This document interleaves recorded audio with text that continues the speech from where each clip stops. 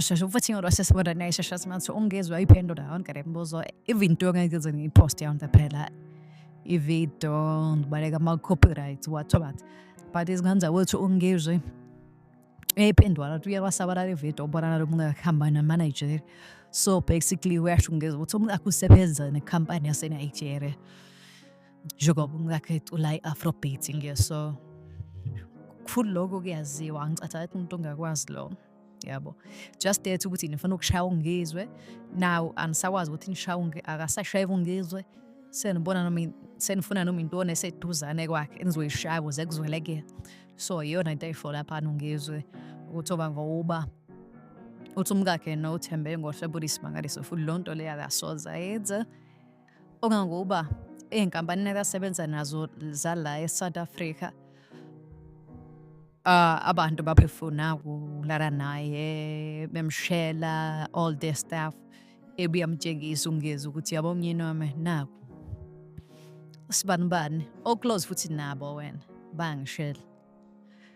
wazocabanga ngisho ukuyeka umuntu la focus ukuthenini ubonkosikazi kodwa athi ungezwe no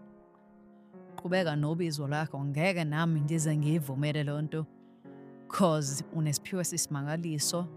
akeke ngivumele even esikhwele ukuthi sivimbe mina ukuthene ngikuvimba ukuthi ungaqhubeki nobizo lakho cause I strongly believe you are talented. Continue with this music thing. Mina lento ukuthi uyashelwa hayi izoyifaka nje naphasi ko-size 10 ngizithulela even though nami songibonisile abantu ngiyababona it's fine but wena continue doing music ulandele iphupho lakho. Wow, this is another side of Ungizwe bekade singalazi ukuthi Ungizwe is that much of a gentleman, is that much like kuthiwa intoni ama-insecurities yena usecure enough like no just go girl even though you're this hot but just go girl do your things, you understand? Wafacana ne-challenge ba-companies akhona la South Africa including ngisho Afrotainment yabo la kubonakala khona ukuthi lana ukuzuye phambili umuntu wesifazane futhi ngathi ungaba umuntu wesifazane ukuthi uyaxeka esimilweni yabo wazi wathi kimi yazi my husband